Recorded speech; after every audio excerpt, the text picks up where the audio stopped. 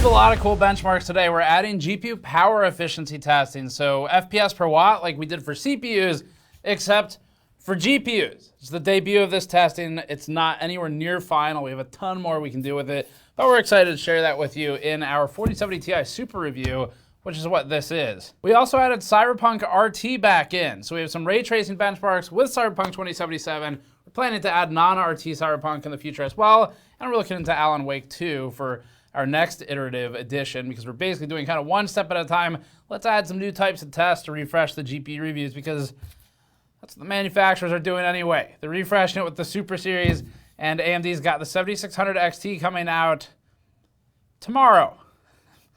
I don't think I get to go home tonight or tomorrow night, but we'll get them done. Let's start with the 4070 Ti Super review. So I don't have to face reality, which is that I'm staying here for a few days.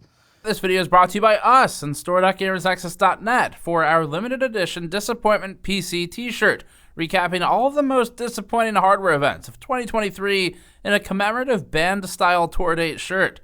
The front features a memory stick with an exploded diagram revealing an accurate representation of memory, while the back features our limited time tour dates with the best hits such as Snake Oil, the original 4070 Ti launch, and AI Obsession. We still have every size available in our comfortable charcoal heather material, but we're running low fast, and we won't be making another run of these. Your purchases of shirts like our charcoal heather disappointment shirt help directly fund our new testing innovations like GPU FPS per watt power efficiency and our recently introduced 3D laser scanner for testing coolers. So head over to store.gamersnexus.net to grab a shirt today. All right, the overview. So there's a 4070 Super. We already reviewed that. It's on the channel. That's $600. It slots in alongside the 4070, which has dropped about $50 or so, plus or minus a little bit when this goes up.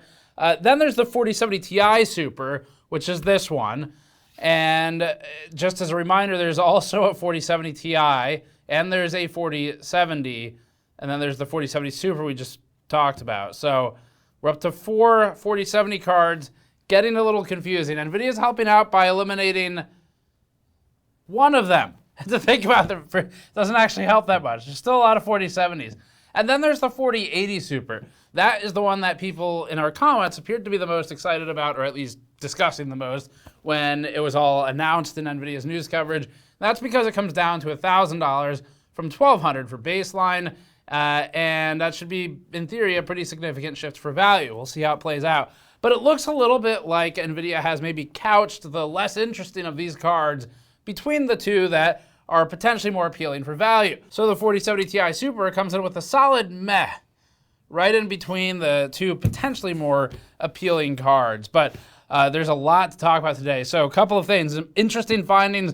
4K skews higher for the performance difference between the Ti Super and the non-Super Ti, which is because of the memory subsystem change. So the 4070 Ti Super, we already talked about the specs in the specs video, but it's increased the memory capacity, and in step with that, there's also a memory bandwidth change, memory bus width increase. So this is the entire memory subsystem has been overhauled on the Ti Super, and that's going to reflect more in those higher memory load scenarios like 4K. Okay, power efficiencies first. We're not really gonna spend a ton of time setting this one up. So for power efficiency testing, this is something we already debuted with our CPU benchmarks. The video was called Intel Problem or something, CPU power efficiency. And that looked at primarily FPS per watt or some other metric, so like MIPS per watt, for example. Interestingly, FPS per watt could be simplified into effectively frames per joule.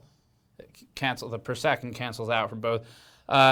And that's what we're gonna be looking at. Now, for sake of using phrases that people are familiar with and metrics people know, watts and FPS, we're gonna stick with FPS per watt, but that's kind of the idea. The purpose of FPS per watt testing or efficiency testing is very simple. Typically, we'll test a full load power virus scenario for GPUs, just like we test a full load scenario with Blender for CPUs. What that misses, and what we've been pretty open about it missing over the years, is gaming workloads, which are not anywhere near that simple. It is never simple with gaming. The reasons it's different are many. We explain them in that CPU piece, but as a couple examples, where the bottleneck is can change the efficiency. So shifting the load more to the CPU to where the GPU can't even fully stretch its legs, that doesn't necessarily increase the efficiency and in fact can instead hurt it. We saw this with the CPU test too, where even when we were GPU bound, the CPU was still having to burn at fairly high wattage just to keep the GPU supplied with frames to render. Now, FPS per watt with GPUs produces mostly sub 1.0 numbers. And that's just because the power consumption is higher than typically the frame rate is in terms of pure numerical value for what we're looking at today. It doesn't particularly mean or affect anything. It's just that you might ask, well, why not watts per FPS as an example? Then you get a nice positive number, maybe it's 10.5 or something, as opposed to 0.47. And the only real answer we have for that is just consistency. We're just going with FPS per watt because we already used it for the CPU one. People seem familiar with it, they seem to like it, and the response from you all was positive. However, if everyone would prefer to see watts per FPS, we can do that too. It's kind of all the same, it doesn't really matter at the end of the day, but also FPS per watt allows us to go for a bigger number better. And as we all know, thanks to Intel, bigger number better means better number gets more bigger better. So that's better because it's bigger. Let's get started. Starfield at 4K starts us off for efficiency. In this one, the most efficient card in the test was the RTX 4080 at 0.27 FPS per watt, or if you want to look at it another way, about 3.7 watts per FPS. Or another way still, 0.27 frames per joule. There are a lot of options here. The 4070 Ti Super is about equal with the original 4070 Ti, the latter of which technically has a 2.1% improvement in efficiency here. Compared to the 7900 XT, the 4070 Ti Super is about 4% more efficient in FPS per watt. At 1440p, the 4090 slips down the ranks a bit more as it approaches a CPU bind. This reveals interesting data that shows that, although the CPU may start limiting performance, that doesn't necessarily make the GPU more efficient. It's similar to the I/O die baseline power requirement buffer that we saw for AMD CPUs in the past efficiency test. Anyway, the 4070 Ti Super again allows the 4070 Ti a lead in efficiency, this time by about 4.1%.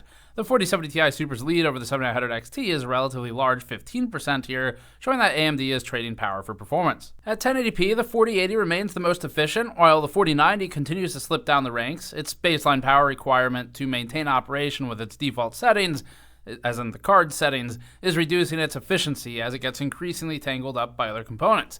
This is really interesting data, and it implies that the entire system will in fact be less efficient as CPU load increases, as we saw in our previous CPU efficiency test, or at least in the scenarios we've benchmarked so far. The 4070 Ti Super produced 0.57 FPS per watt here. That has the 4070 Ti original card 4.4% more efficient, or the 4070 Ti Super as 25% more efficient than the 7800 XT. The 7900 XT is also becoming limited, causing a further gulf. So let's unbind it. In Resident Evil 4 at 4K without RT, we found the 4070 Ti to be the least efficient card, with the 4070 Ti Super improving by 6%. It could be the case that the uplift in this title comes from the memory subsystem change as opposed to frequency. The 7900 XT is significantly more efficient here due to overall higher performance than previously, allowing it to roughly tie the RTX 4080. The 7800 XT sits between the Ti Super and the original Ti. At 1440p, the 4070 Ti Super still leads the 4070 Ti, now by about 2.7%, so it's reduced, with the 7900 XT still relatively high up on the chart. The 4070 Super ends up striking the strongest balance overall in this one. At 1080p, the 4080 and the 7900 XT still have some scaling headroom for frame rate. The 4090's overall comparative efficiency has fallen, but it still pulls 357 watts, and it remains relatively heavily loaded despite being limited on total CPU scale. The 4070 Ti Super is roughly tied with the 4070 Ti at this resolution, so its lead shrank with each resolution decrease. The 7900 XT allows the 4070 Ti Super a lead of 1.4%, so they're about tied, and the 4070 Super strikes the best balance so far once again. In Rainbow Six Siege at 4K, the RTX 4080 remains the most efficient of the group, followed by the 4070 Super, which is now establishing a trend, and then the 4090. The 4090 is slightly lower on the efficiency curve for volt frequency tuning to maximize performance. The 4070 Ti Super leads the 4070 Ti by 8.3% in this title, a result of the average FPS increase being higher than we've seen in some other games, where that 8.3% lead is for efficiency. The 7900 XT ends up between the two Ti class cards. Now we're going to quickly look at some 10-point and 30-point non-consecutive highs from the entire test run, including loading screens. In this chart, we're looking at just watts. The 4090 pulled 502 watts for its average on the highest 10 points of data, with 498 watts for the highest 30 points averaged. This won't capture the smallest transients, which will spike higher still, but that's something we looked at in the past. The 7900 XT pulled 385 watts as its 10-point high, with the 4070 Ti Super at 330 watts to the Ti's 321 watts. In Starfield at 1440p, that drops to 382 watts on the 7900 XT, 372 on the 4090, which is becoming CPU constrained, and 266 on the 4070 Ti Super. The 4080 shows why it was so power efficient here. So that's the foundation of efficiency testing. I am really excited to see where this goes. We put this together just in the last week, so again, there's a lot that can be changed. There's a lot we can improve. We're aware of it. This is nowhere near sort of like the perfect end game of how we want to represent this, but it's an initial representation. Gives you some ideas to play around with, post in the comments, and we'll keep tweaking it as well and post a separate standalone piece as we continue to figure it out. But we did this just in the last week alongside adding Cyberpunk ray tracing and starting to explore Alan Wake 2 testing. So there's a lot going on for our GPU reviews. But of all of that, we think the GPU efficiency stuff is going to be the most interesting and promising. Anyway, we'll start with some game benchmark summary charts, and then we'll get into individual game benchmarks. Here's a summary chart of the 4070 Ti Super versus the 4070 Ti non-Super, non-Ti. The bars indicate percent improvement by moving to the 4070 Ti Super from the 4070 Ti. In general, we're seeing about a 10 to 11% uplift at 4K. Our testing tends to be at highly intensive settings to minimize CPU load. So especially when at 4K, this makes sense with the memory subsystem and frame buffer improvements. Two of the older games here, Horizon Zero Dawn and Total War Warhammer 3, posted gains higher than we saw in other titles on this chart. At 1440p, we saw about a 7% average or so uplift in the 4070 Ti Super versus the 4070 Ti. That's not particularly exciting. It reduces from the 4K gains because the memory just isn't as impactful.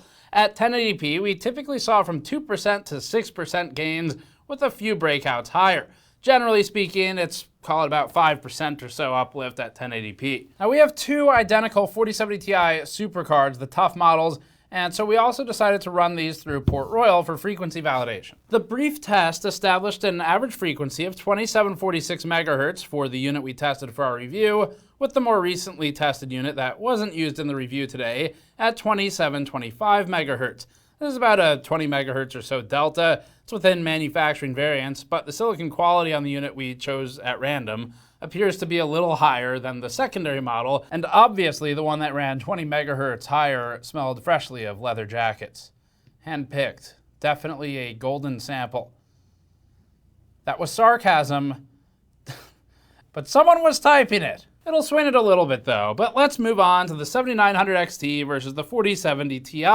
We broke this into RT and non-RT charts because the scale slides opposing directions, and we'd prefer to do as much of that math in a single direction, or percent improvement, as possible. That just keeps it cleaner. Now that said, when you're talking about a percentage point change of 0.5 between going positive or negative direction, the impact isn't that big regardless, but we are trying to keep it all showing as much as possible in percent improvement. Regardless, the RT performance strongly benefits the 4070 Ti Super. We noticed that Cyberpunk scales insanely in favor of NVIDIA as all graphic settings increase, with customized to ultra settings without upscaling, pushing the Ti Super in the range of 70+% for its lead over the 7900 XT. With Cyberpunk using medium settings instead, but still RT, we saw the gains halve, down to something like 35% for the 4070 Ti Super over the 7900 XT. As a workload for RT amplifies, the favor for NVIDIA likewise seems to disproportionately amplify.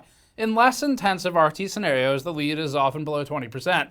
There's one 4K upscaled result favoring the 7900 XT in Resident Evil 4, which progressively moves toward NVIDIA favor as the resolution decreases. In non-RT workloads, switching the chart to show to the 7900 XT from the 4070 Ti Super, we see the 7900 XT starts pulling ahead on average. Depending on resolution, it's anywhere from equal to 14% ahead, with losses toward the bottom of the chart. Time to move into specific game benchmark charts. We have a lot of cards on here, so depending on which chart you look at, it goes back to the 2070, there's 1080 Ti in there, 3060 variants are in there. 6600 variants are in there. It depends on the resolution, but there's a lot to look at, so feel free to pause for the specific card you might have. And if your specific card is not on there, remember, you can go and grab a reference to a card that is on our charts with a known percent difference from that card, and you can start kind of calculating it roughly on your own. It's not perfect, but it'll get you pretty close to it. Okay, let's get into those charts. Starfield is up next, another of our 2023 titles with 2024 patches to test.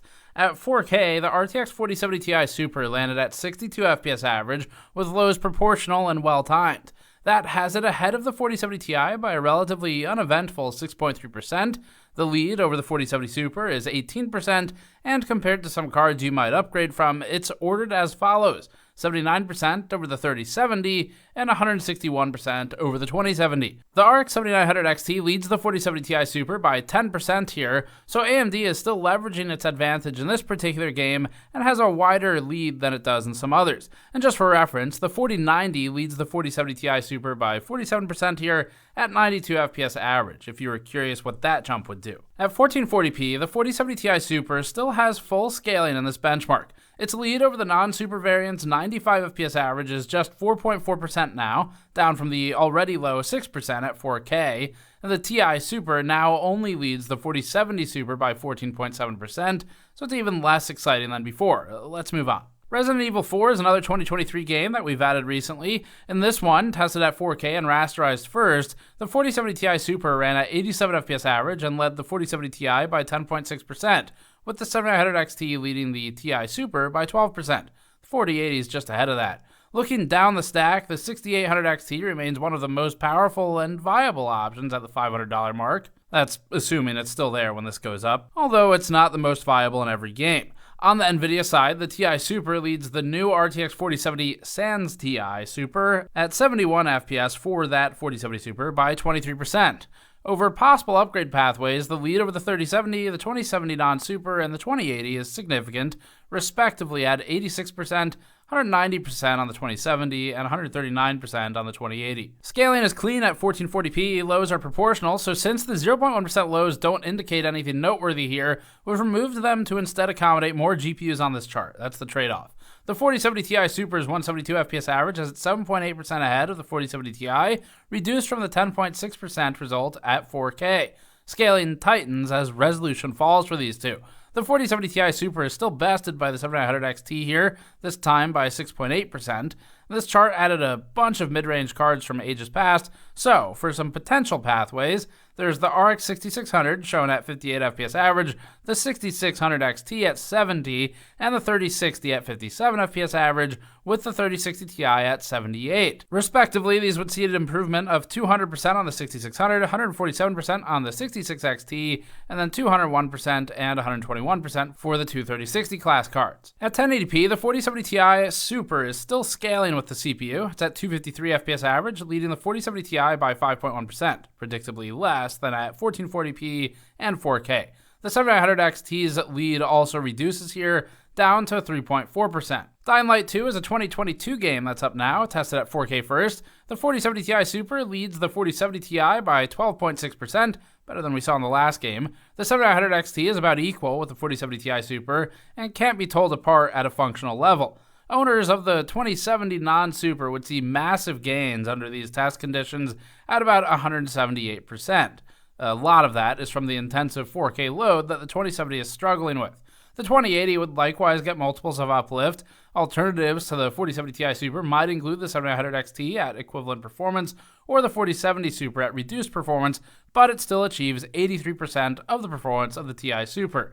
The 6800 XT would be another option here, and is one that has aged relatively well with its price drops. Up next, 1440p. 0.1% lows scaled perfectly fine with this. There were no abnormalities, so we removed them to permit space for more cards on the chart. This includes fresh retests of the 6600, the 6600 XT, and the 6700 XT. In this test, the 4070 Ti Super's lead over the 4070 Ti is reduced to 8.4%, with gains against the 6600 XT and 6600 at 152% and 197% respectively, mentioned just in case that's something you're considering upgrading from.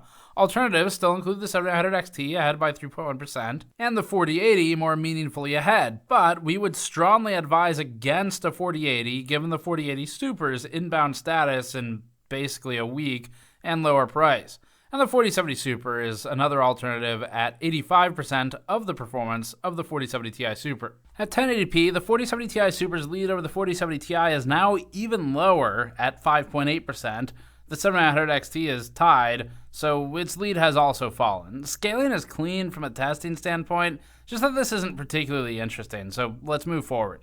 Now we're moving on to our set of benchmarks that we keep around for reliability and long-term validation, because the numbers rarely change for these, so it's easier to keep a huge amount of cards on the charts. In Tomb Raider at 4K, the 4070 Ti Super Tough leads the 4070 Ti by 12%. In this regard, it's roughly tied by the 7900 XT. For upgrade references, the lead over the 2070 XC is 167%. It's the same over the 6600 XT and the RTX 3060 XC. At 1440p, the 4070 Ti Super led the 4070 Ti by 8.5%, posting full scaling with the lead over the new 4070 Super at about 16.5%. Compared to older generation cards you might upgrade from, options include a doubling over the RTX 3060 Ti and RTX 2080, a 171% boost over the 6600 non-XT at 82 FPS, and similar over the original RTX 3060. In F122 at 4K, the RTX 4070 Ti Super ran at 137 FPS average, leading the 4070 Ti by 11%. That has the 7900 XT ahead of the 4070 Ti Super by 8.7%, and the 4080 is just past that. Compared to upgrade options, the lead of the 4070 Ti Super over the 2070 XC is 163% against the 52 FPS average result. It's about the same boost from the 6600 XT and 3060 XC.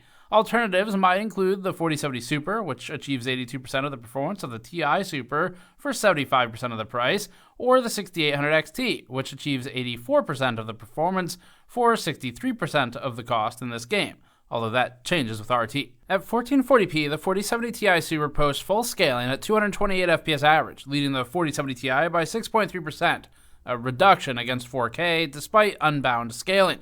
The 7900 XT is closer to the 4080 than the Ti Super. Meanwhile, the 4070 Super gives the Ti Super a 15% lead. Bringing upgrades back into the picture, the 1080 Ti would gain more than double the frame rate, although the 1080 Ti is still plenty good for a lot of rasterized games. RX 6600 users would jump 167% from 86 FPS average. We're still not CPU bound at 1080p for the 4070 Ti Super. The Ti Super leads the Ti by 5.8% now, down again, and the 4070 Super by 12%. The 7900 XT has climbed the ranks a little and established a 14% lead over the 4070 Ti Super.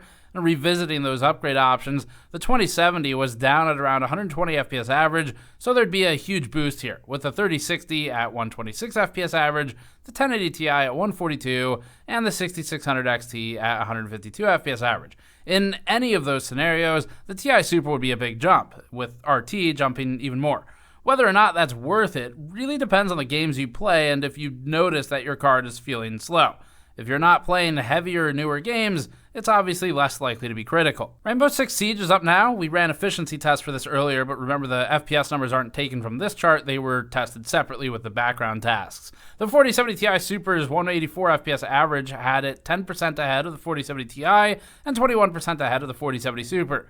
The AMD 7900 XT puts up a strong fight here, technically anyway, but it's not particularly noticeable. It does, however, outpace the 4070 Ti Super. Price is what'll matter there.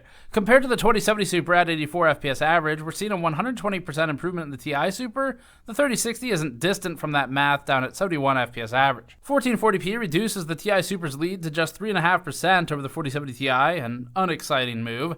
The 7900 XTX and 4090 indicate that we still have plenty of CPU headroom, so this is an unfortunately real and boring change from the 4070 Ti. There's no point spending more time here. It doesn't meaningfully move the needle from the 4070 Ti. It's boring, and it certainly arrests the price of the card at the $800 mark. Final Fantasy XIV is up now, first at 4K. The 4070 Ti Super ran at 129 FPS average here, establishing a 15 FPS lead over the 4070 Ti, or about 12.5%. The 7900 XT sits close to the Ti Super, but behind it, and AMD has worse 0.1% lows in this game than would be proportional to the average.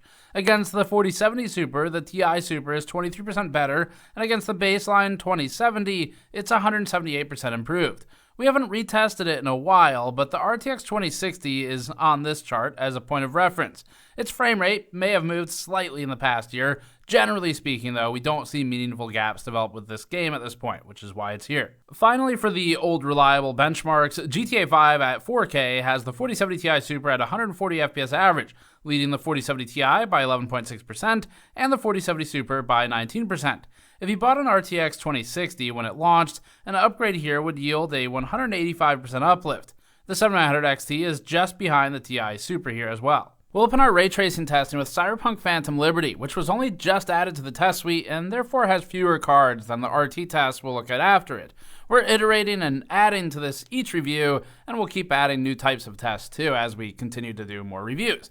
All of these tests were conducted in the last 2 days and were done across 2 groups of settings. The first batch uses RT Ultra with upscaling disabled, ray reconstruction disabled, and overdrive off. The second batch uses a much lighter RT Medium, which we found to have lower scaling impact overall and more favorable but still weak AMD performance.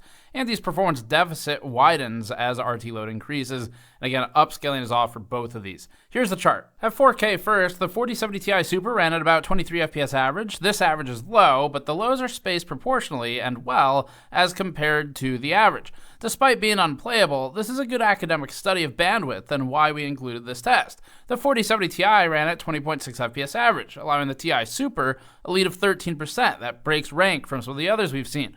Critically, the original Ti has significantly worse lows here. You wouldn't use these settings for either card, but it does show that the memory bandwidth and capacity change influenced the performance in some key areas.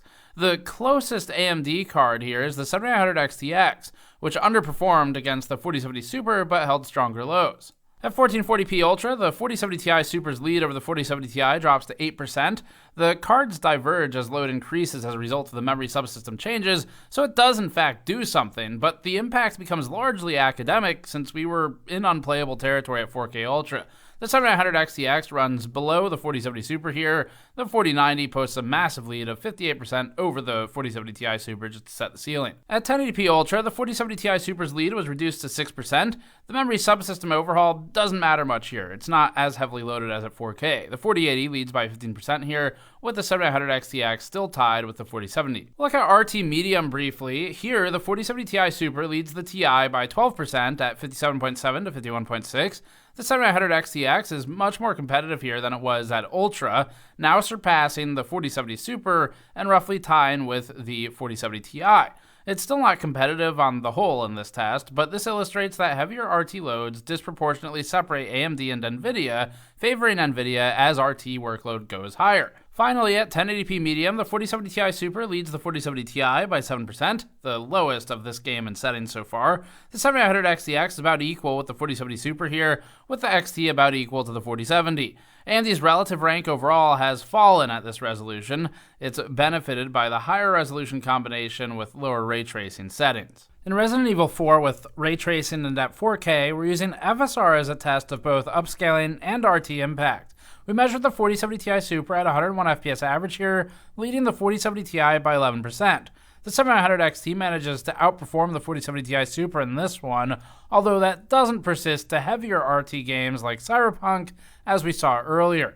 Compared to the 4070 Super, the Ti Super is about 22% better, and compared to the older 2070, back when RTX was new, it's about 150% better. At 1440p, the 4070 Ti Super runs at 165 FPS average with upscaling and RT. That has it just ahead of the 7900 XT and 7.7% ahead of the 4070 Ti. Finally, for Resident Evil RT, 1080p has the 4070 Ti Super at 201 FPS average with FSR, reducing the lead over the Ti original to 5.7%. The 7900 XT sits closer at this point to the original 4070 Ti than the 4070 Ti Super, but overall it's between them. In Dying Light 2 with ray tracing and equivalent upscaling between all the vendors, we saw the 4070 Ti Super at 51.8 FPS average, leading the 4070 Ti by just 9%. The 7900 XT trails the 4070 Super here, down at 38 FPS average and just ahead of the 4070 baseline card, so the XT is not in a great spot competitively. NVIDIA is advantaged. It's not as extreme as in Cyberpunk or Alan Wake 2, but it's definitely more than in Resident Evil 4. Generationally, the 4070 Ti Super leads the 3070 by 86% and the RTX 2080 by 182%. At 1440p, we've added some mid-range past-gen cards to the list. The RTX 2070 now appears down at 30 FPS average, ahead of the 6600 XT's 27 FPS average result and behind the 3060 Ti's 46 result. The 4070 Ti Super's 96 FPS average leads the 4070 Ti by about 7%, so it's dropping once again. The 7900 XT is behind the 3080 and the 4070 Super in this one, and ahead of the 4070. It's not competing with the Ti class cards directly. At 1080p, the 4070 Ti Super's lead over the 4070 Ti is reduced to just 4.4%. The 7900 XT is about 5 to 6% ahead of the 4070, and it continues to yield an advantage to NVIDIA. Not much has changed for these ranks. Finally, we're on power. Although we looked at power efficiency earlier, now we'll briefly look at our standardized total power consumption against more cards. The 4070 Ti Super Tough card pulled 291 watts with the quiet BIOS, or 296 watts with the default performance fee BIOS that are shipped in. Overclocking allows a maximum power consumption of 321 watts with the OC on the performance BIOS. The 296 watt figure has it about the same as a 6800 XT and less than an RX 7900 XT by 10 to 25 watts, depending on which card you look at. The 4070 Ti was about 5 watts less at 290 watts in our original testing, and that contributes to some of the performance gap as well. Well, it's a lot of numbers. First, on our side of things, we're excited, not because of this is like, we'll talk about it. We're excited because of the efficiency testing. The latency stuff's really cool. It's coming back in for the 4080 Super, like stated, but we wanted to kind of get the efficiency stuff in this one. So we're experimenting with a couple different approaches to reviewing GPUs that aren't just frame rate, which is what we've historically done. There's obviously plenty of different approaches out there, but our primary focus has been frame times, frame pacing, frame rate, and then power in total power consumption workloads like power virus. So we're overhauling that, and the efficiency stuff I'm personally really excited about. Now, as for the rest of this, so for the cards, you have all the numbers. We'll let you make your own decision, but if you want some stances on it as briefly as possible, this launch can largely be summed up with a very advanced word. Meh. It's really not particularly strong, but it's also not offensively bad. The price is locked, so probably the worst or biggest downside there is that we might traditionally have received a price cut here with the Ti, but instead the ASP or the average selling price remains up as a result of this launch, but the performance also goes up a little bit with it. And so we're back to meh. It's not the worst a card could receive on this channel. It's just kind of in the middle. So it seems like NVIDIA, as we said in the beginning, has chosen to couch this card in the middle of maybe two more interesting launches, but especially the 4080 Super looks interesting. Now, that said, we haven't tested it yet, so we'll see. We'll know how that pans out somewhere around January 31st or so is when it's supposed to be launching, so reviews plus or minus a day on that. But the 4070 Ti Super puts pressure on AMD's 7900 XT. If you care a lot about super heavy ray tracing like ultra or high settings in games like Cyberpunk or Alan Wake, then that's where the difference really starts to appear, and you've also got things like ray reconstruction to consider. That is basically entirely subjective. We have a separate video on that where we just show you the A and B comparison for it. If you don't care about ray tracing, or you play games that are ray traced, but typically with something like a single RT feature, shadows, reflections, things like that, but not typically combined or generally lower RT intensity, then the 7900 XT remains a good consideration, especially because of its newfound price drops. A little hesitant to commit to calling a particular price for it right now because it's kind of in flux, but the last we checked for hardware news, there's evidence of it on Newegg. It was like $710, sometimes $750, but $710 seemed to be starting to become at least available in the US, North American market. So anyway, that's been changing a lot.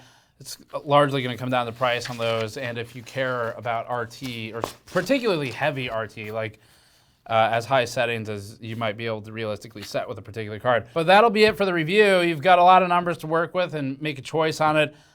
We've been experimenting with totally overhauling the test one benchmark at a time. So next one, we're hoping to bring the latency back in. We debuted it again, the 70 Super. We've got some changes we're doing to that to further improve it, hopefully make it even more useful and explain it some more further. And then we also have the 7600 XT review next. It is about 30 hours well, just give everyone some perspective.